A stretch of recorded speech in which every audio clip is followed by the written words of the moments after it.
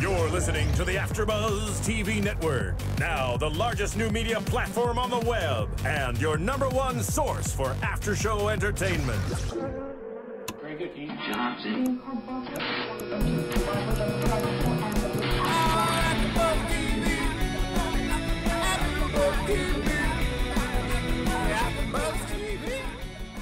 From the AfterBuzz Studios in Los Angeles, California, and streaming live on Ustream, this is AfterBuzz TV for Saturday Night Live. We'll break down tonight's episode and get you all the latest SNL news and gossip. If you'd like to buzz in on tonight's show, you can buzz us at 424-256-1729. That's 424-256-1729. And now, picking up where the show leaves off and the buzz continues, it's AfterBuzz TV for Saturday Night Live. That's right, live from L.A. This Right is Friday night doing Saturday night, although we are going to change soon. We'll talk a little bit more about that. But welcome. This is the Stay Tuned to the end of our podcast. I am Mario Hernandez, and with me, as always, Graham High. is Graham How High? I'm Sky High. Sky High. Sky Graham High. High. All the boys top. And we are here to talk all the what? All the boys live? All the way to the top. All the boys. Not. Oh, they said Sky High, all the boys live. Graham High. Well, yeah. Oh, I'm working on my new tattoo. Maybe Yeah. that's what I'll put in. What's the tattoo going to be? It's going to be me in a tiny airplane with a big head flying through the clouds. That would be awesome. I might have to get that. Yeah. You get one of those, I'll get one too. We'll get Royalties. We'll get I'm matching charging. tattoos. Yeah, nice.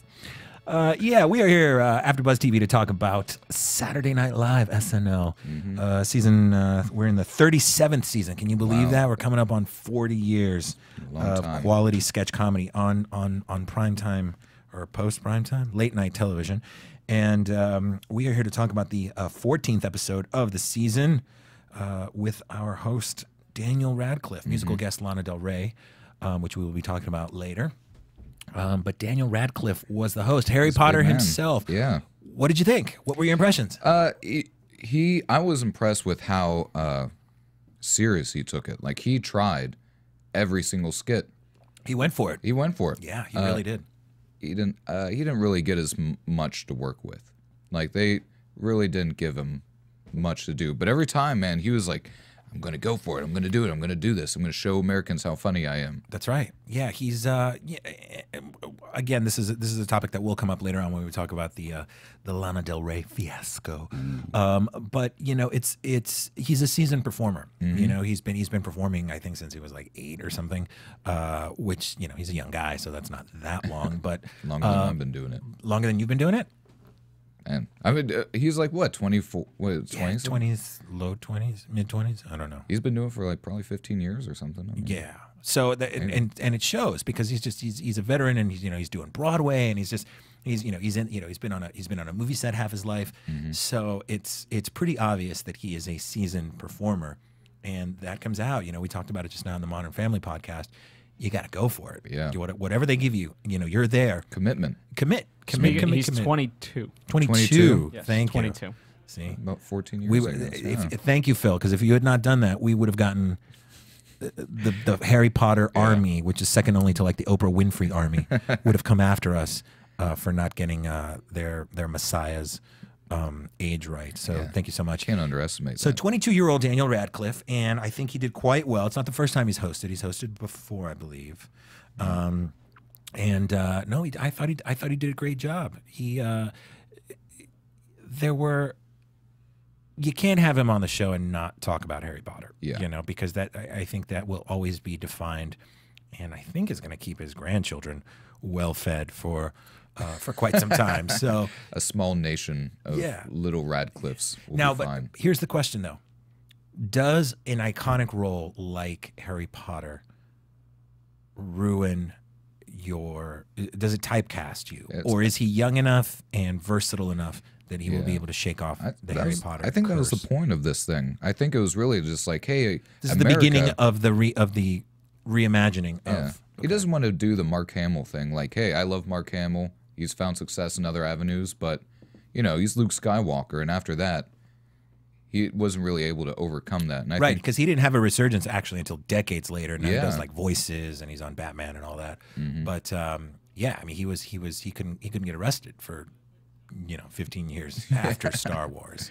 Okay. yeah, so I think he's doing that, and then with SNL, he's trying to put himself out there before the American audience. Like, and I think it's really an American thing. Like, this is Hollywood. You know what I'm saying? Right. Like, he could do. I'm sure he could get tons of work doing like UK stuff or BBC stuff. He's got a movie coming out. He's got the Woman in Black, which is kind of this horror. He actually, it's funny. He plays a widower in the movie. Wow. He plays a widower. He's 22. I guess he's 24 in the movie. roughly. But he plays a widower, which it's not unheard of. I actually do know some people that were very young when they lost their spouses, so it's not unheard of. But you're right. I think that's a definite career choice for him. I'm sure he's entertaining offers that are not of the fantasy wizardry, and I could see him going in the opposite direction for a few years and then being able to come back and revisit and kind of poke fun at that, right? Kind of like what Shatner did with his career, where he was later kind of able to come back and be like, okay, this is a role that I will always be remembered for.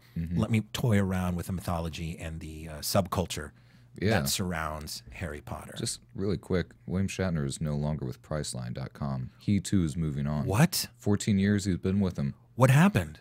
I think they just said goodbye. They said, we're good. We don't need you? Yeah. Or did he? Who left who? Who That's- broke up with who? I think they're classy enough to keep it under wraps. Hopefully. Like Katy Perry and Russell Brand. Or Zoe Deschanel. and her husband. Yeah. Oh man. All breaking up. Did you see that?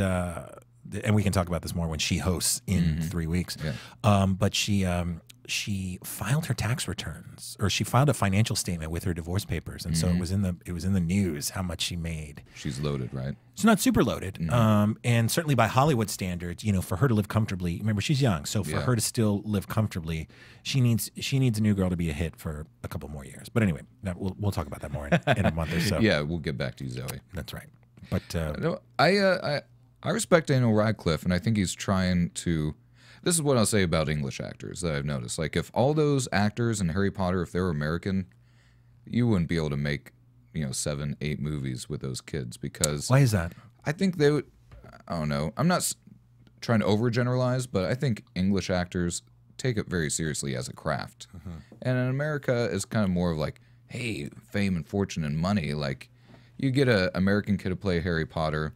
He would be strung out. He would be on Hollywood, kind of true story kind of thing. He would be. Who are some examples of some? Well, how many child stars? Drew Barrymore and on all these. Yeah. Well, she made it back. So I mean, that's like an exception. Like she was one of the people, but he seemed to really try to be like the English style of acting. Like, yeah, hey, I did Harry Potter, but that's just one gig, man. Right. And he did theater. He did Equus. He did. He did a bunch of stuff And you're right, in Hollywood. I also think, it's. I was watching. My fiance is a big fan of these different British shows that I'm not familiar with. So we were watching a show called Doc Martin. I don't know if you're familiar with it. It's about a gruff seaside doctor who solves crimes, kind of like a mystery kind of thing. Yeah. This man is not an attractive man, shall we say? And I forget the name of the actor, but he. I was noticing that if this was an American show, we would not have that. We would have kind of like what we have with the CSIs, the William Petersons and the Mark Harmons, these kind of older, distinguished, but still handsome men that actually used to be kind of matinee stars back in the, or handsome TV stars back in the day. Good looking men. And over there, that's just not, and that's the Hollywoodization. We see so many. I think I mentioned this before. Matthew Weiner, the creator of Mad Men, when he was casting Mad Men, when he was casting Pete Campbell, the young role, he said he auditioned a bunch of what he calls Leonardo DiCaprios, which are these kind of good-looking, very vapid men who have no life experience and can't, and therefore can't act, because that's where you draw your. Yeah. You can't be too pretty. You can't be too pretty, because then you have everything handed to you, right? We see that stereotype exists also with girls. Oh, she's so high maintenance. Look at her.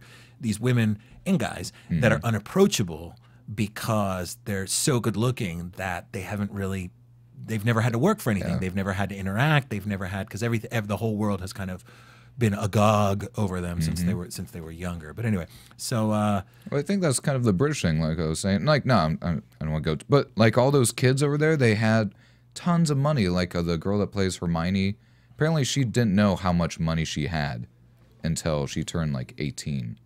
Like she just had this, her parents were like, you know, here's your allowance. You know, you get way more than a normal kid does. But, Right. you know, it seems like it's more of a craft. And She thought everybody rode a servant to school, and then when she turned 18, they had to tell her the realities of the world, and then she went to Brown or Dartmouth or wherever she ended up. Yeah. yeah, well, she's all right. I'm not going to talk about. Why am I? Don't get Hermione mad. I'm Don't scared. talk. Yeah, now Hermione's going to send her hitman. She has a special hitman servant. Emma Roberts, I believe is her name. Yeah, that's right. She's going to come after us now. So Hermione, if you're listening, we love you. Marry me. All right. So sketches. Let's start off at the top of the show because here's my thing. This is a pet peeve of mine. It's something that I've been having trouble with for a while now. You've heard me certainly complain about it in the past. Political sketches. Yeah. Saturday Night Live. Here's the deal. We live in a very advanced world. So for the show started off with Jason Sudeikis doing a very credible Mitt Romney impression. Was pretty good. Here's the thing though.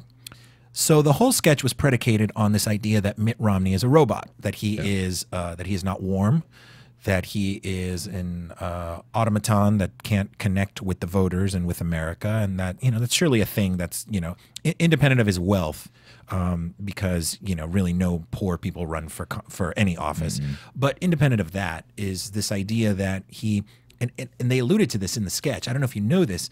Mitt Romney has this weird propensity to guess where people are from and guess their age as like a warm up. Yeah, that's his kind of thing. That's his thing. When people walk up to him, man. Yeah. So there's actually a really hysterical, and I'll tweet it later on for any of our followers.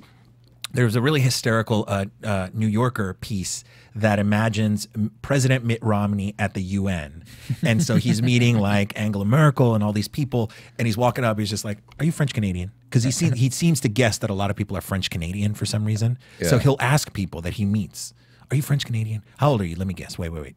You got to be about 34. And he does this a lot. So they alluded to that in the sketch is when the waitress walks up, he goes, let me guess your age. That's what that is. So he's this weirdo that just can't is he relatively accurate, or is it just like his I don't know, I'm sorry. No. He's the French Canadian. I don't think he's encountered a single French Canadian. I mean, give it up, man. Yeah, not even in like New Hampshire where you might find one, or New York or whatever.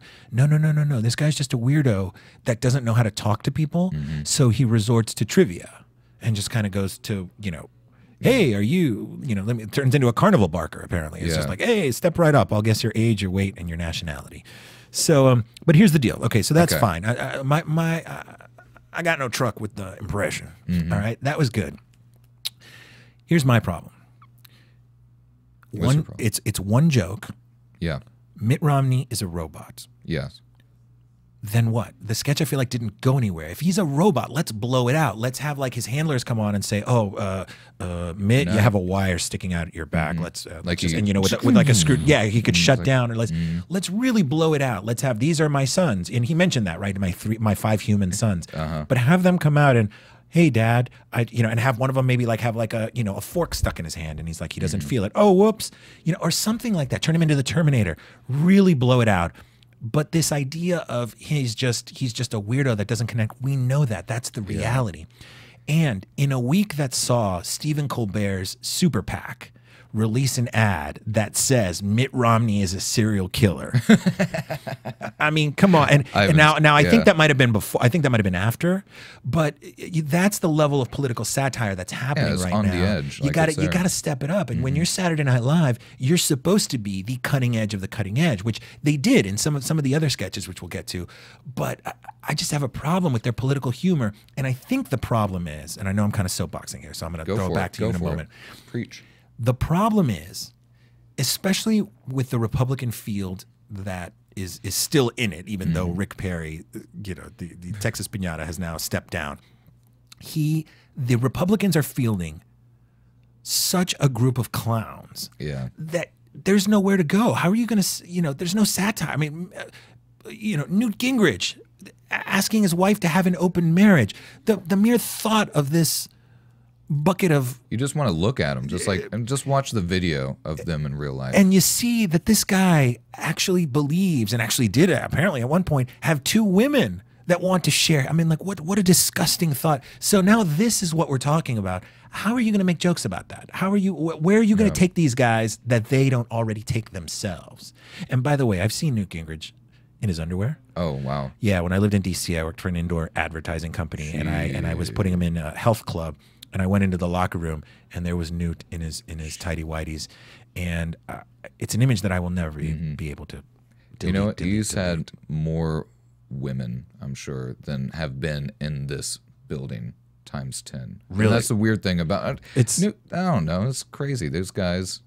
I mean, he could probably walk around in his underwear all day. He probably could, and he looks like, and I think he's very Homer Simpson-esque in his body type. Not that there's anything wrong with that, but it's Newt Gingrich, so it's just like, yeah. But yeah, so this is my problem with the political sketches. I think either you need to blow it out and really go crazy. Yeah. Because, Stephen Colbert, like we just had earlier today, which I haven't watched yet, but I'm sure it's on the internet, is teaming up with Herman Cain to kind of to subvert the South Carolina primaries. And he's having, because Herman Cain is still on the ballot, he's having people vote for Herman Cain so Stephen Colbert, he says vote for Herman Cain, but he's got the Stephen Colbert C for Cain. And Herman Cain did a rally today at 1 o'clock, I guess, local time, which was probably first thing in the morning for us out here on the West Coast. But they did a rally together. So it's like political satire is now it's happening. It's happening, and it's going there. You can't do a simple one-note sketch like Mitt Romney is a robot. Well, we know Mitt Romney's a robot. It reminds me of the Al Gore caricature they had back in 2000, where it was Bush and Gore, and what was it? Daryl Hannah did Gore, and it was all about, I'm talking about the cash box, and I remember it was a robot, but you had Bush there, like Will Ferrell doing his insane Bush impression. So you had like this dynamic going on. I don't really, it seems like it's already, they're already clowns. Like you already look at them, you're like, who are these aren't real people. Right. These aren't real people. Yeah, they're and pretty much every single one of them. And regardless of what you mean politically, I'm just talking about the places that they go, the details that are emerging from their life. Ron Paul, who's from my home state of Texas, or I should say I'm from his home state. Here's this little guy who on the surface talks about really solid conservative principles and by the way has been consistent over the years, but he wrote racist newsletters. Like that's so, to me, that sounds like a sketch. Like, I need to, I'm pretty racist. How can I get the word out about my racism?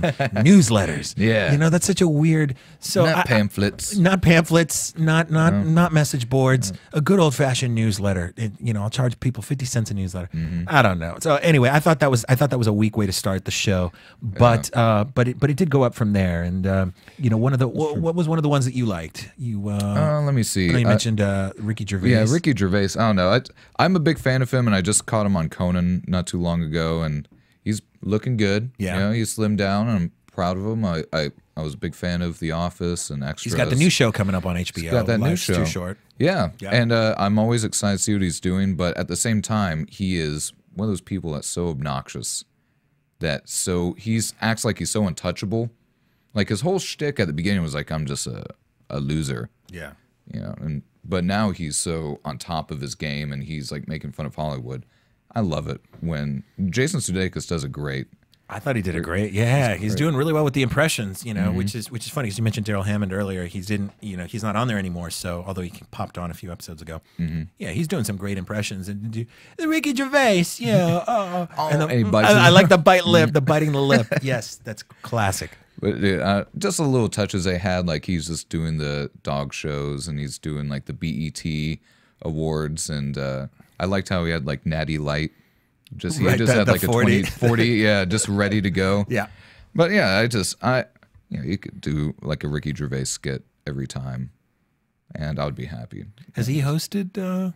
Yes, he has. Yeah, he hosted, I think, last season or 2 seasons ago. So it'd be nice if they maybe brought him back. He's, you know, and by the way, I think that's why he took the Golden Globes gig. You know, he said it was because, you know, he wanted to piss off the people that wanted him back or whatever. I think it was just simply it's a way to plug his show, which is coming up, which has already been shown in the UK and which you can download on the internet if you know where to go. If you know where to go. Not that we condone that here at AfterBuzzTV.com. Yay, SOPA and DOPA or ROPA or whatever got struck down. Yeah, I got the email from Obama. He said, "Don't worry." Obama wrote you? Wow. I had to read about it on the news like everyone else. Nope. I signed up. I voted for Obama. Did but you? I also signed up for his email, and now I kind of regret because Are you bombarded? all the time, Yeah, man. Like asking for money everything. and offering to buy you hats or to sell you hats and scarves and I haven't bought any of them, but it's worth it once in a while when it's actually from Barack Obama. You look in your email and you're like, I feel kind of important. He emailed me. He didn't CC anybody. But he's like you don't want he's like you know the dork that you invited that one time, and now he calls you all the time being like, hey guys, what's going on? What are we doing this weekend? Shoot. Yeah, no, yeah, they can be pretty crazy. I know with the emails, so you got to be careful with what you sign up for, or tell them, be like, look, I'm a communist. And you don't want to be associated. Me too. You want to get me too. I'm a socialist, comrade. Yeah, Obama's a socialist. Obama. They need to get a better Obama impression too. Fred Armisen, you're great, but just up it. Yeah, I think they need to just get. They'll bring it back. I mean, they got the election. This is an election year, and so we'll be seeing a lot of that coming up. So yeah, they just need to get more cartoony and bigger with it, like something. That's because it. Real life is so cartoony, right? Because that's what we see with the Ricky Gervais sketch. We've got Ricky Gervais being himself, and we know he's like whatever, and we make fun of him and how I'm going to be so crazy. Then let's blow it out, and then we heighten it by sticking him in all these other award shows, and then of course we the twist at the end, the button is they de-heighten it, and they have him doing like the whatever flower show. Oh, look at this tulip over here, that sort of thing. So that was a lot of fun. Somebody listened to us because they gave Jay Pharoah his own show. Yeah, congrats, Jay. Congrats, Jay Pharoah got his own sketch. Not exactly what we had hoped for. No. And also kind of making fun of, well, not making fun of, but kind of acknowledging that they have only used him as impressions. Yeah. So we had Daniel, so it was called the Jay Pharoah Show, which when I saw that, I mean, I was like, immediately I perked up. I was like, oh, what? Yeah. And then Daniel Radcliffe comes on, and he's himself, which he did. I think that might have been the only sketch where he was actually Daniel Radcliffe, besides, of course, the opening monologue. Yeah. No, that's a good point. So that was nice because that means he was playing characters for most of the show. But we have Daniel Radcliffe as Daniel Radcliffe on the Jay Pharoah Show, and Jay Pharoah doesn't know who Daniel Radcliffe is. To me, it's like the opposite of the Chris Farley Show, because the Chris Farley Show was like, "Hey man, you remember when you did that thing? It was so awesome." Like he knows like he's just a big fanboy. But Jay Pharoah, he was frozen in his awe. He was so overwhelmed at what. Yeah, he's just overwhelmed. He just can't handle it. But then Jay Pharoah, like it, and it wasn't perfect, but I understand what he was trying to do, like where he's like, "Yeah, I'm just the impressions guy."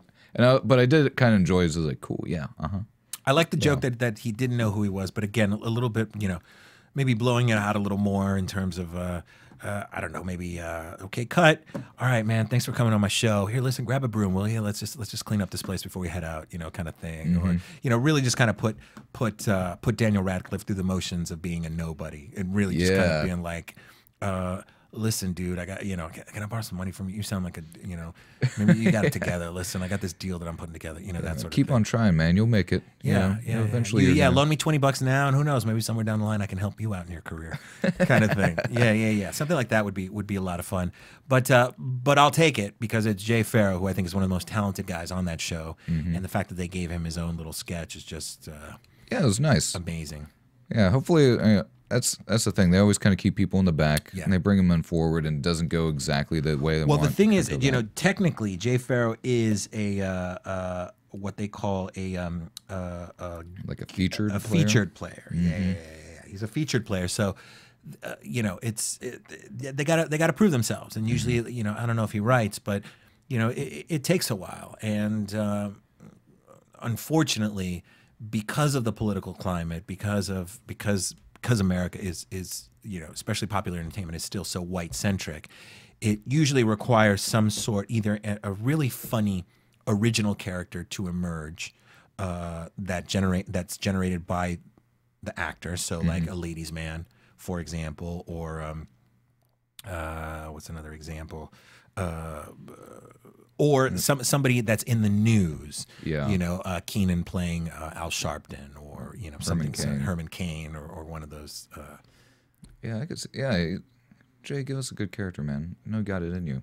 I'm sure he does, but it's tough. Look, I'm a stand-up comedian myself, and a lot of my act has to do with me being a white Mexican, which a lot of people don't know. I'm Mexican. Most of my parents are from Mexico. I spoke Spanish first, so a lot of my act is doing that. When you're kind of coming up, you got to figure out, well, what is going to be my shtick? What is going to be my angle? And really hitting the ethnic humor, or impressions or whatever. Obviously Jay Pharoah isn't necessarily going to do a Mitt Romney, for example. So you stick with what the audience has an expectation of you doing. In addition to, obviously, you have to do an impression of somebody that If Jay Pharoah's doing an impression of Marco Rubio or Mark Cuban or somebody that we sort of know who he is, but we don't really.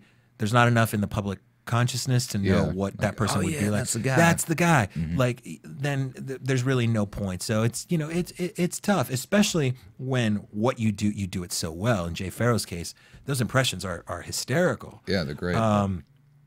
And you run the risk too, because he's messing with the big boys, Denzel and Will Smith. You want to, because it would be Tracy Morgan impressions. Right, Tracy Morgan is a good one. Alec Baldwin used to do great impressions. It still does, but like you don't want to do offensive impressions. So it's like if you can't do something like Will Smith getting a blowjob, because then Will Smith is coming after. I wouldn't want to mess with Will Smith. and I was just using that as an example. Mr. Sorry, Smith. Will. Sorry, Mr. Smith. We love you. We love you, sir. Oh, God. Yeah. He has so much power. And it wouldn't be a show with Daniel Radcliffe if he didn't do Harry Potter. And so we had the one sketch where he played Harry Potter. They even set it up really big. Like, all right, you get one skit. Like the whole monologue was about, okay, you're gonna get one skit, right? And then the skit. Here's the skit. Here's the skit. But then they went somewhere kind of. They made Harry Potter be really pathetic as the guy just living in the past, in the past. And here's the funny thing: so I did not finish college, but I took some time off. So I actually ended up staying for a few years beyond what I would have had I graduated. So I was like, I would like take a semester off, then I would be in school for a semester and be a semester. So what happened was, I was like 23, 24, and still in college. Right? Yeah. So there was this kind of like running joke, which was like, what are you still? And it was actually funny. I'll never forget this. I was in a play, and this was actually a semester I was in school, and I was in a play, and so I went to the cast party, and a former roommate of an ex-girlfriend of mine showed up. She was visiting the campus or whatever. And she was hot? No. Okay. And so she shows up at the party. And she's like, Mario, what are you doing here? And I was like, I'm in the play. What are you doing here? It's like I still attend. So it's like I have a reason. You're the one that's coming back. I got student ID. That's right. I'm not reliving the glory days. These are my glory days. You're the one that came back. So yeah, that's always like something weird. Like I like to reminisce and have a little bit of nostalgia. But whenever someone has that longing in their voice, just like that's when the sadness comes. Yeah. Just like, yeah, man. That's when you get into trouble. Yeah. Like, I had the best. What? I had the best. Like prom party, man. Or, whatever it is. People always have, I had a band in high school, and we played a gig in the gymnasium, and there was like 120 people there. And it was like, dude. And everybody. I used to give the best hand jobs in college, and now. Yeah, I'm just all dried up. Yeah. Yeah, so there's a danger in nostalgia, right? And so that was what the sketch was, right? That Harry Potter, and it was great because Harry Potter, in theory, or rather within that Harry Potter universe, saved humanity and defeated Lord Voldemort, which is funny because I actually haven't read the last one, so now I know how it ends. But I think I read the very last line just to be evil. I didn't read any of them. I didn't read any of them. I just read the last line. The last line of the last book? Yeah, I don't know. Enthusiasts would probably hate me for that. No, I think it's very postmodern of you. Oh yeah, it's very. Yeah, Actually, what you should do is you should do like a William S. Burroughs and just kind of chop it up and start do like every third word yeah. and be like, this is, I and can then understand. publish that and then have that be Make your millions and then go to jail. Yeah. Well, they do that. You know, they do that in China. In China, there are literally thousands of Harry Potter books because people there's no copyright. They pirate everything over there. So you go to Beijing or whatever, and you go to the market and you can buy Harry Potter and the Chicken of Duck or whatever whatever it is, these books, because they write these kind of bootleg pirated books because there's no enforcement over there. So whereas here in the States we're kind of stuck with the 7 Harry Potter books. In China, there are literally thousands. The ongoing adventures, kind of like Sherlock Holmes. There was like a guy that made like a Harry Potter dictionary, and he didn't go through the proper conduits, and he got in big trouble. He went to trial. Yeah. There is a young woman named Melissa Anelli, whom I went to school with, is now like the Harry Potter fans, of course, know who she is. She is the main. She's like I don't want to say the librarian, but she's like the keeper of the Harry Potter information. So she is like the guardian of all, and she's like, I don't want to say her right-hand woman, Joanne Rowling's right-hand woman, but she's kind of like, she works to, she runs like the fan site and the book and has the officials, so that, yeah, you're right. When this guy tried to put together his, unauthorized encyclopedia of Harry Potter, it was like he called down the wrath of God, because they guard that very, yeah. Well, I'll say this. I back on the skit, like I like that one, and they mentioned that monologue about they did all these other skits, and I was thinking like I've seen a couple. Like I saw like what Lindsay Lohan did, one where Hermione comes back and she has big boobs and everyone. That was pretty funny. But the one I liked was just like, and I remembered it today. It was like Welcome Back, Mr. Potter, and it was that same kind of idea where Harry Potter comes back to Hogwarts. But it's all run down. It's ghetto, like Welcome Back, Mr. Cotter. Right. And it was not a skit. It was just kind of like a music, like the theme song. Right. Welcome back. And it just had pictures of like him, like really trying to break through to the kids. And I was like, dude, that's pretty funny. That's awesome. Like, yeah, he's coming back to reclaim like what happened before. Like he's got another challenge, but it's just opening the minds of the children. Right. Yeah, but I was kind of like, okay, I kind of like that. But seeing Harry Potter just be like, a hey, loser. remember that time that I, And they even gave him like that post-college guy outfit where it's just like jeans and like an open, like kind of what I'm wearing, just like, right. Hey man, I got nothing going on. Right. And it's like, remember that time I defeated the evil Lord Voldemort? Yeah. That was pretty awesome. Like, yeah, bro. I still got it. I still got it. Damn. And then of course all the other people that were involved and are just like, yeah, we teach here, Hermione and Ron, they teach there. So it's not weird. Yeah. I'm at that same. That's weird. I kind of felt pointed at because, I'm kind of in that zone in my life where I'm just like, I'm not like looking back, but when people like are married and have kids and stuff, like everybody else has moved on in the Harry Potter world, Right. But he's just kind of just doing his own thing. I was like, man, is that how people look at me sometimes? Like, hey man, good job, but we're all just growing up. We're getting married and having kids. I think what you'll find, because how old are you? 28. I'm 28. All right. So I'm 6 years old. How the hell old am I? So I think you'll find that they're not thinking about you. They're really not. Like that's right. I forget I'm egotistical and narcissistic. Right. That's Yeah. what No, it is. people aren't sitting around and being like, Graham needs to get it together. But I did save the world from evil. I don't know. That's true. You're sky high. That's what happens when you get sky high, bro. Everyone's gonna look up at you and be like, "Yo, Yeah. what's up with that guy?" No, I think, but it is a fear, right? It's we measure ourselves with other people, and it's like, well, what am I? I'm kind of playing catch up right now because I'm starting a family soon, and it's just like, oh, we got. I got some friends that have teenagers. Wow. For kids, that they're about to enter high school and college. And here I am starting, because I didn't start a family right away, and I didn't find someone and all this. But it's just you. It's just. But you're right. There is that. I think that's what that sketch plays into, right? That's that kind of fear of like, what if the glory days are behind me? I just recently rewatched Dazed and Confused, and there's a great line that Randy Pink Floyd has that says, if I ever call these the best years of my lives, remind me to kill myself. Yeah. Because it's like you don't want to peak early, and precisely for this reason. And again, we talked about this how with Daniel Radcliffe. Yeah. You know, we hope that this is not that Harry Potter is not the high watermark of him. Yeah, he's just not getting drunk at a pub and like I use the. It happens. Look, Christopher Reeve. What was he? Mark Hamill that you said earlier. Yeah. We could go on and on with people that did these iconic roles and never did anything after that compares to it. Now, to be fair, I mean these are not bad problems to have. You're not going to turn down Superman because you're like, well, I'm afraid that, even though there are instances of famous people that have turned down certain iconic roles, but fortune favors the bold. So it's like, do you not go out and get it, or do you say, well, what? Danny's getting it. Danny. I think so. I think because he's a solid performer. He's funny. He's, they made fun in that Target sketch about him being a skinny guy, kind of bulking up. They can do so much now. Andrew Garfield is about to play Spider-Man. He's a skinny guy. Oh yeah, that's so like, you don't have to be a big dude. The camera comes in nice and close, makes you whatever. And I was thinking about that though. It's like they're lucky, or did they take measurements or something? Because he could have been like, what if he just turned out to be a 6'5" guy? Like he just went through a growth spurt.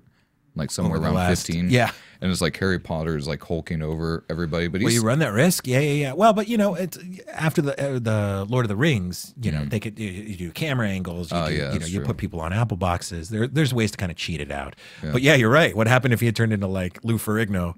He's just a monster. Harry just Potter. A mongoloid. Well, that could be another sketch. He turns into Chunk, or he turns into from Goonies. Oh man. That would be hysterical. So we're going to do something here that we actually haven't done in quite some time, and I think we've just kind of glanced about it in the past. We're going to devote an entire section now to the musical guest. Yeah. Only because, because we're going to turn it into a new segment, but also because this was arguably this was the most discussed aspect of the show this past week. That was the buzz. Lana Del Rey performed, and did you manage, by the way, to hear her stuff before?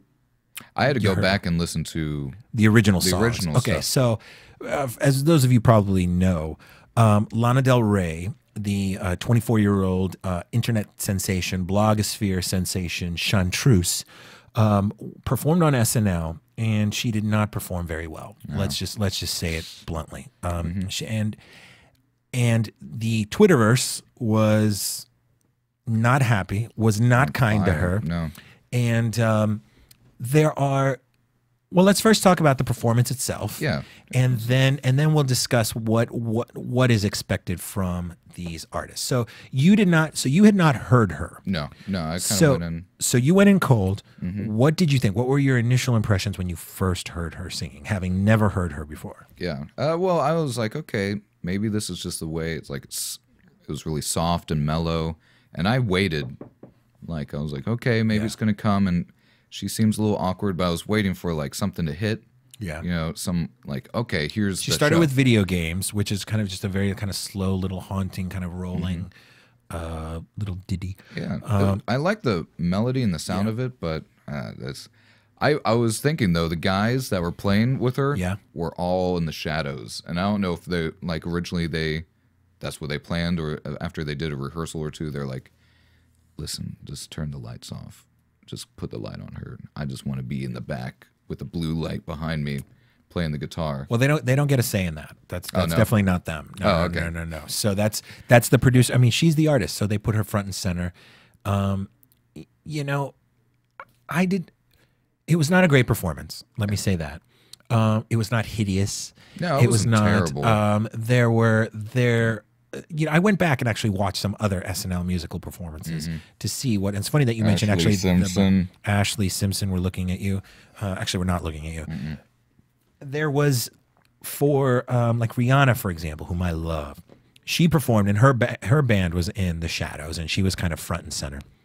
So I think that's just kind of that's a director's choice. That's an artist's choice. If the artist doesn't want to be featured, actually went back and watched Florence and the Machine. She's on stage with her band. the gospel choir behind her. So, I think there's two things at work. One is the problems associated with live performance. Yeah. A lot of musicians will tell you that if the monitors are not set up right, if you are inexperienced, if you are not familiar with playing on live television, you can sometimes not hear yourself, first of all. So you don't get that quality sound that to understand what you're sounding like and what you need to adjust. Again, we're not talking about a band here. We're talking about a singer. But then this brings me to my second point, the experience of a singer, of a performer. Yeah. And this idea, if you ever read Malcolm Gladwell's, I forget which book it is, but he talks about how in order to achieve a level of proficiency, you have to go through 10,000 hours of practicing whatever it is. Michael Jordan shooting hoops, Yo-Yo Ma on the cello, whatever. That's the trend across the board. Doesn't guarantee proficiency, but the great ones that do it have at least done that. It's repetition. Repetition, repetition, repetition. I'm a stand-up comedian. I go out sometimes, I can tell. It's obvious, anyone can tell who is the seasoned performer, who has been up, who is comfortable in front of an audience, and who has been, who decided to do it that day or, was pushed up on stage or whatever, you know? And I went last year to see Marsha, it's not Marsha Clark, not Marsha Johnson, this veteran reggae singer. I mean, she had her first hit back in 1960 something. So the woman has to be in her 60s, possibly 70s. Wow. She comes out and commanded the stage and gives just this performance. Because why? Owns it. She owns it because she has been doing this for 50 years. She has, she's performed in crappy clubs, in, restaurants, in backyards, at parties. And you need that proficiency. Now, Lana Del Rey, her story is she, became this kind of internet sensation. I don't know if it was through YouTube or through her own recording, but basically she developed an audience and now her album is coming out, I think, on the 30th or the 31st. Yeah. Her album's not even out yet. Yeah, she's got like a 4-song EP. Apparently, it went way up the charts. It's right. like number 2 now. No, it's wonderful, and 2 of the songs that she played are off of there. I actually think Video Games is a very beautiful song. Yeah, that's nice. However, there is no replacement for experience. And if this was her first major gig, this is national television, this is live, this is Saturday Night Live. She's 24 years old. She might be just used to singing at parties or at whatever. She records this beautiful song. She might have, you can be classically trained and take classes and stuff, have recitals, but you need to get out there. You need to get out there. And I think that's what happened. I think it was a combination of nerves and an inability to hear herself. Yeah, I mean, I understand that.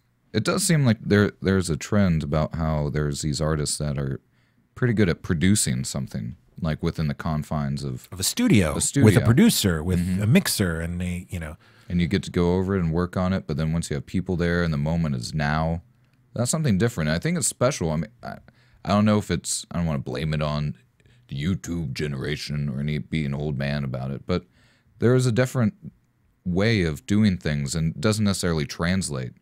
Right. I guess Justin Bieber, someone probably scooped him up, like I guess Usher probably was like, now you're going to train young Padawan. Right. And, they didn't just throw him out there. Maybe they just thought she could just handle it, or I don't know.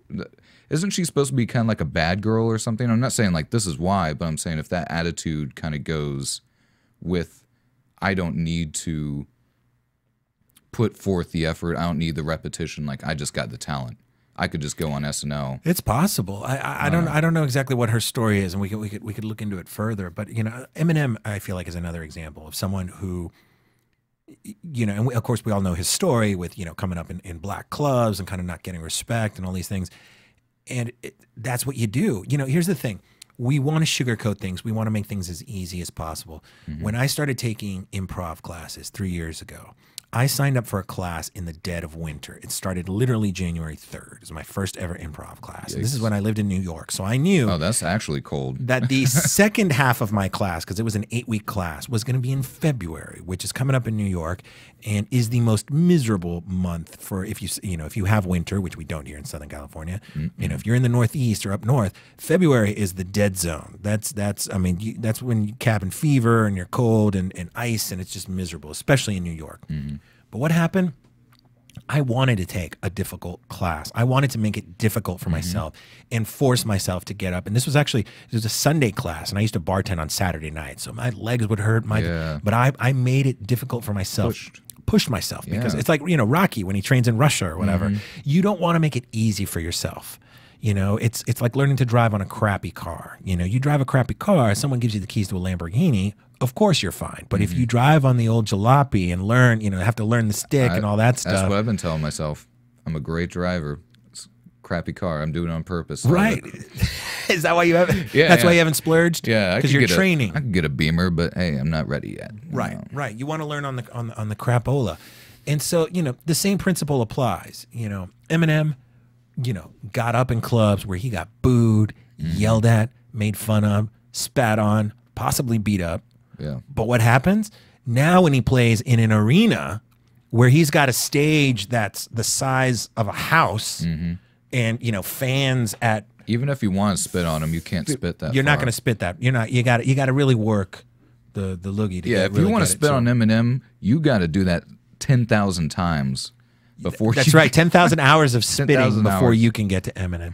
So poor you gotta Lana Del work. Rey, it just might have been a situation. And you're right, it is a YouTube thing because we're going to see that more and more as people become garage sensations or people record in their bedrooms. That's what's going to happen. Now, you could be a music producer, you could be a writer, you could be, these types of things where performance doesn't actually matter. And if you are, the more power to you. Of course, we're not, don't frustrate yourself and don't put obstacles up because you say, oh, okay, I'm not going to cut it once I hit the big time. There's certain professions that you can do in solitude, on your own, in your bedroom, at a desk, and that's fine. You put yourself out there, and it's a totally different thing, right? Playwrights and writers, that's a different thing. I mean, Lana Del Rey could even just do what she's doing. She could still just produce music or whatever, but that doesn't mean that you're going to be a live performer unless that's what you're doing. Right. And we know, of course, someone like Kanye, for example, these guys that were producers before they were actually a babyface,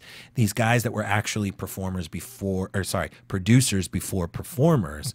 You could ease into that. But if you're going to put yourself out there as a performer, you better train, and you better have stage presence, and you better have a shtick, and you better be friendly with the audience, and you better be able to rap, and you also better be able to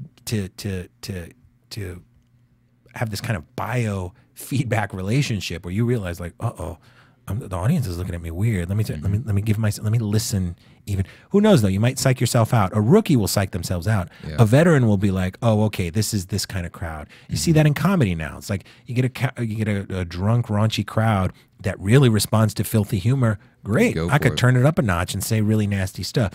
Or this is a more kind of political crowd. Let me back up and try this way. Yeah. And there's a certain kind of You gotta have that communion. That's the whole fun of it. Yep, that's the beauty of live performance, and you feel it when you're in the audience, right? Because you know when that person's off, and when you didn't feel. I wasn't feeling that. They're show. on the stage, there, ready. And like her performance, she was like, I don't want to come down too hard, but yeah, it was like she's kind of fidgeting there, and it's like she didn't want to be there. Right. And when a performer is hungry, to like, hey, I'm glad you're here because that's why I'm here.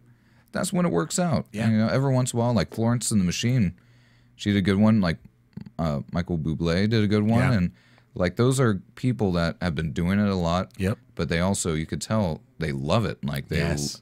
It's not like, oh, I just want, people to love me from afar or something. Like that's the best part of it. And don't mistake that with stage business, because we're not saying Lana Del Rey, needed to shimmy or needed to do something sexy or whatever.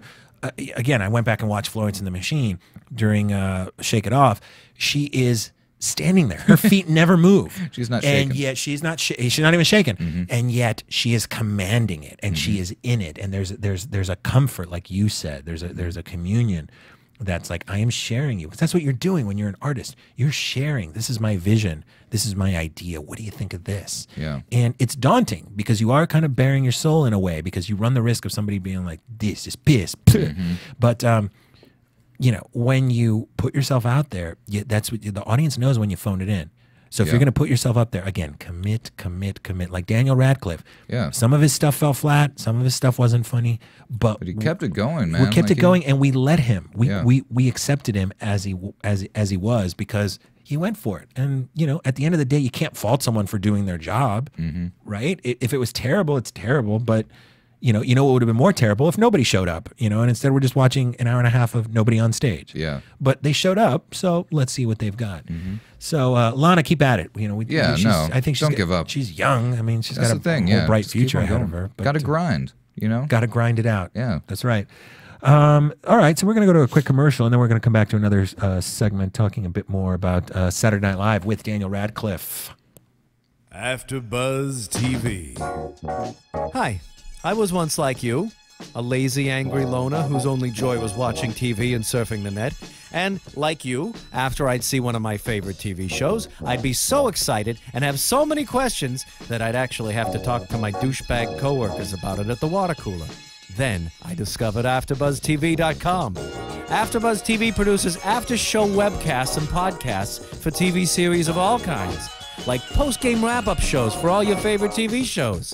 AfterBuzz TV hosts are industry insiders who break down episodes of shows, take calls from fans, and interview cast and crew from each series, with over 60 different after shows, from Boardwalk Empire to American Idol to Vampire Diaries to Real Housewives, and more. Now, after a night of TV, I can ignore my stupid coworkers, who I hate, and go straight to my desk and watch or listen to all my favorite AfterBuzz TV after shows, and have all the TV fan interaction I need. Thank you, AfterBuzz TV. AfterBuzz TV. What do you want to buzz about? Oh, yeah. AfterBuzz TV, that's SNL. That's the house band. Sexy Sax. That's back in the day. That's the might be G. Smith, or maybe that might even be earlier than that. Saturday Night Live. Dom Pardo. Back when he was the announcer back in the day, back when we were kids. So, yeah, by the way, I don't know if you know this, Graham. This is our first show that we are transmitting on our own website, on AfterBuzz TV.com. Phil, this is exciting stuff, man. We got one-stop shopping. No more running around. Why did we switched over?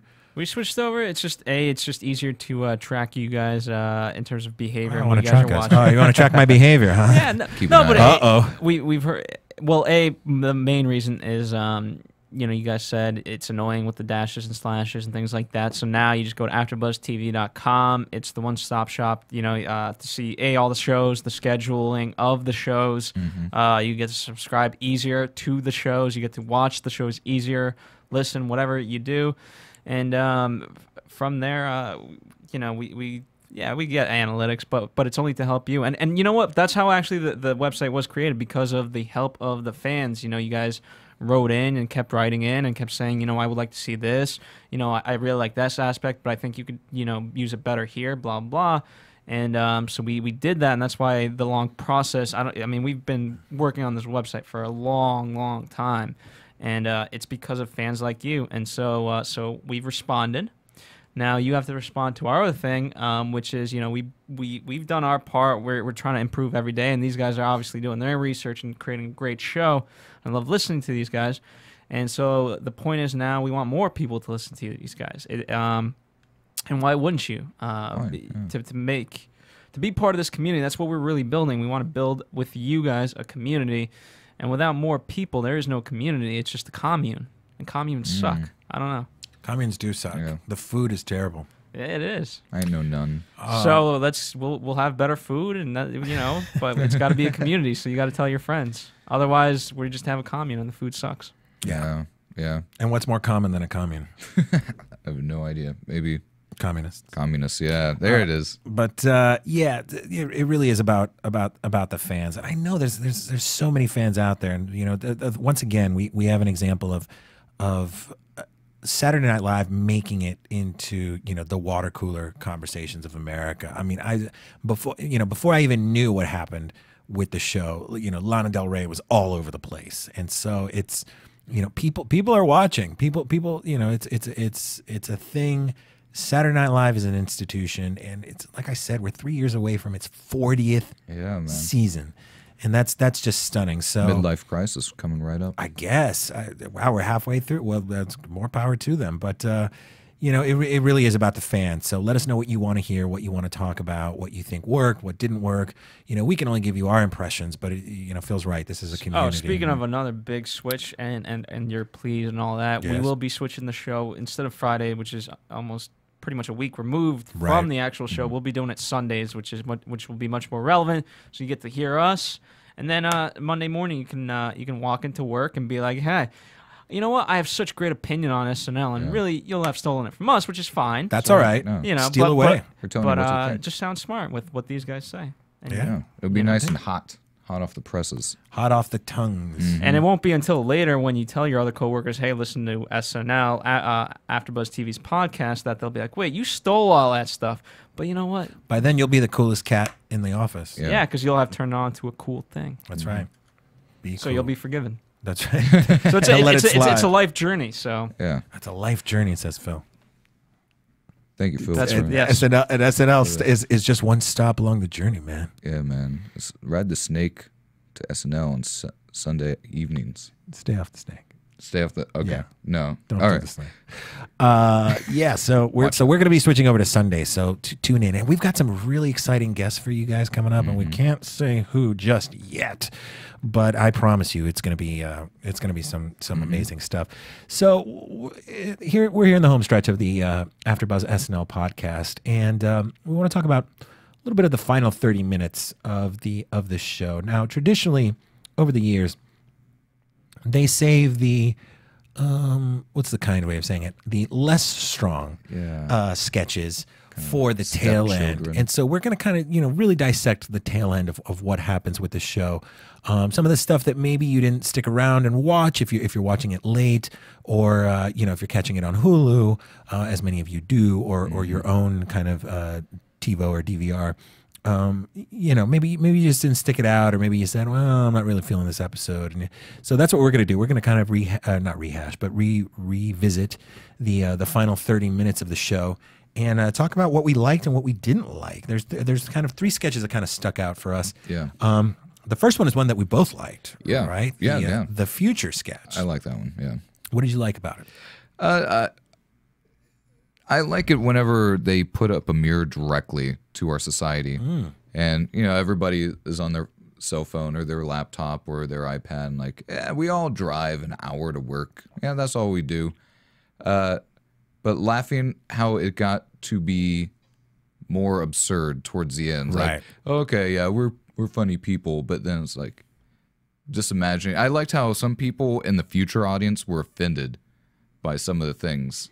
Like New Zealand was like ripped off the earth like an old Band-Aid, and Right, some of them right. were like, no, that's too soon. Too soon. Yeah. No, that was it actually reminded me a little bit of WALL-E. Kind of it's this like futuristic world where, we're kind of looking back, and to find, I guess, a serious message in that is that there is always some kind of trade-off. I mean, I'm sure we look back on 100 years ago, and we're just like, oh, used to ride motorized vehicles and, horses and, not Hindenburgs, but dirigibles and all these kind of, you're really going back. But, there were some things that were cool. So it's funny to think that It's like how quaint. how quaint, right? The thing is, we live in the present, and we never think of the present as history, and yet it is. It's already happened, It's man. already happened, and this moment right here. I was just talking about this recently with being dressed up and looking at fashion. When you wear the fashions of the moment, you think that this looks good, and then later on look back on it and be like, oh man, what was bad I decision. thinking? But you never know that, because in the moment you're like, this is cool. This is what's happening now. Maybe the fact that we're wearing clothes might seem weird one day, or the fact that it's natural fabrics or whatever. You know, that might seem weird, but You're wearing it's- a belt, underwear, socks, a shirt, and Right, undershirt. underwear. Who needs underwear? You know, Weird. it reminds me also of kind of a Demolition Man. Remember where they talked about like man. fluid transfers for sex, and it was like what? Yeah, they put on the virtual reality helmet. That's right. And that's how they made love. It's not what, it's not what I had in mind. My favorite. You know what? I do know why this is my favorite. I was going to say my favorite sketch of the evening was the little kind of like a commercial or film that they did. And by the way, no SNL digital short this week. No Lonely Island. No Andy Samberg, who was only in the pre-taped earlier sketch. I forget which one, but he also wasn't there for the. So I don't think he was there. So Yeah. Andy Samberg's off filming or Yeah, doing being something else. Hollywood. Being all Hollywood. But yeah, so it was the spin the bottle sketch. Yep, that was pretty solid. I laughed throughout that entire sketch, and I don't think I've been able to say that about very many SNL sketches over the last 10 years or so. It was just, and we talk about once again Daniel Radcliffe going for it. Yeah. It's like, look, if you're playing spin the bottle where you got to kiss a hobo. Those were nasty kisses too. They really were. The guys kept going in and throwing some tongue in there. Like, and I'm gonna make out with Harry Potter. Like, Yeah. I don't care. And and I'm sure off screen he was just like, guys, we got to go for it. Let's just lick my face. And but I loved it. You know, normally I think I've mentioned this before, where I don't like sketches where the homeless are being used as punchlines, but in this case, it was there was a bit more characterization to it, and it wasn't. And the fact that Harry Potter got involved, I call him Harry Potter now, Daniel Radcliffe got involved and was kissing and licking back. Yeah. That's what made it great. If this was one of those where like, I won't kiss a hobo and we laugh at them separately over there, I don't think I would have enjoyed it as much. But the fact that they went for it and then he ends up, he's like, why am I over here with this other This whole circle? circle is just- Be like, there's so many people, we had to split you up. And then So why Jay Farrow had the little last punchline with the blacked out tooth and the crate. I just love like all the different types of homeless people they had Right. there. Just all the different looks. Fred Armisen had those weird mutton chops. yes, And just no nonsense. what is his name? He had the Band-Aids on his head. Keenan? Keenan, Yeah. Keenan had the Band-Aids like right there. Right. Like, dude, all this. Dude, I know you mentioned before you want to be more, you don't want to be too insensitive about making homeless Yeah. people punchline because it is a problem. Yeah. But it has popped up a couple times, like this season, like even one of the digital shorts they had. With Val Kilmer. Val The one where Kilmer, they take yeah, the and Matt cocaine and Damon, run there. and- Yes. yeah. And it's like they're doing it in a way where it's like, yeah, I mean, Well, the thing I don't want them to hit it and just leave it. You know what I mean? If it's essential for the sketch, if it's this idea, so within, I know exactly what short you're talking about. This idea with Val Kilmer. The idea is that when you do drugs, you lower your standards as to the type of people that you surround yourself with, and they use homeless as shorthand for undesirables, which I guess could be unfair, but it's a quick way to go to that instead of being like the annoying guy or the lecherous guy or the mooch. Yeah. It's like, no, The this is a guy undesirable. that has hit so bottom that his friends are junkies, and that might be an unfair characterization because obviously not all homeless people, the vast majority of homeless people are not drug users or abusers. But, in this case, it was the absurdity of, that there are hobos, which is time. what they said in the sketch. That's why I keep Hobos, saying yeah. it. Hobos are playing spin the bottle, and nobody noticed that these people made it into Just this there. party. Where'd you come from? Heaven, J.K. The woods. JK. Yeah, it's like he doesn't have a home or something, but Right. he's hip to the internet lingo. He understands. JK. And then finally, of course, the final episode of the show where they took the poll. We were not crazy about this sketch, right? Yeah, it was- Kristen Wiig, I think, managed to milk She had some a couple. laughs out Yeah, of she it. had some nice little charming moments. I liked her. Like, do you like my new laugh? Yes. But like that kind of Kristen Wiig stuff, the solid stuff there was Yeah. nice. But She everything tends else- to elevate, mediocre material into really funny stuff. She's solid. Mm-hmm. I'm actually excited because I haven't seen Bridesmaids yet, and I'm going to see it this Oh, weekend. There you go. I have tickets to a screening at the DGA WGA. You might So- fall in love, my friend. Really? Watch out. Oh my. Okay. Well, let's hope that doesn't happen because that will complicate my life Yeah. right now. Kristen Wiig is a home wrecker. Oh my. Well, yeah. Speak from experience. Yes. I'm sorry, man. Okay. No, that's all right. It's good. It's Is- good. Things are cool now. She was worth it. Yeah. So worth it for me to break up a happy home. Yeah. So now we got a couple of weeks off of new hosts, although we do have the repeat of the Emma Stone episode, which we have not done. So I think we're going to do that. Yep. But the next new episode is going to be Channing Tatum on the 4th. Yep. The star of Haywire, which opens today, which is a good movie. I recommend it. I saw it. Soderbergh is good stuff. David Holmes does the music, so it's a much cooler version of the Ocean's movies, which I'm not really fans of. And musical guest Bon Iver. Bon Iver, that's right, which is exciting. So that should be a good show. Channing Tatum's, while not the most versatile of performers, he definitely goes there, and he's willing to make fun of himself. Working. Yeah, he's working it. So, anything else? I'm looking forward to Zoe Deschanel. Yes, she's on the 11th. The 11th. Oh, Yeah. okay, wonderful. Yeah, but Do you have a crush on her? It's been bad. Did you see her at the Golden Globes with her sister Emily? I have ever since I moved out here, I've become less and less. I don't follow the awards as much as I used to. Like I used to be all about it. Yeah. I don't know. I don't want to be like one of those cynical guys. Like, Do you know they've already handed out 37 different awards? Like organizations have already handed out 37? like the Golden Globes and the DGAs yeah. and the whatever film critics and the blah blah blah. So There's already they've been 37 awards like ceremonies, I think, Wow, and they haven't even announced the Oscars. man. So, I kind of care about the Oscars, but at the same time, I don't know if I've watched. I can't remember the last ones I watched. I'm not trying to be like too cool for school. Yeah, okay. Now, I'll take an Oscar though. But give us an Oscar. Nominate- Anyway. Well, nominate I'm me. sure we'll be covering that here on AfterBuzz TV. AfterBuzzTV.com. That's where we are. Make sure you tweet us, reach out to us, give us a call. Please. You can follow me at Cinemario. That's CINEMARIO. I'm going to be performing at the Comedy Store this Tuesday, the 24th, in the Belly Room at 8 o'clock. And I'm also going to be performing the Main Room in February, but come out this Tuesday first, and then we'll talk. And then I'm also performing next Thursday, the 26th, with my improv group, Conrad. I think that's at IO West. That I could be wrong, but why don't you just tweet me, and I will get in touch with you, and you'll come out, and you'll have a smashing time. Anything you want to plug? Still got my good old-fashioned Twitter, Graham High, at Graham High. I'm going to try to go out, do some comedy tonight again.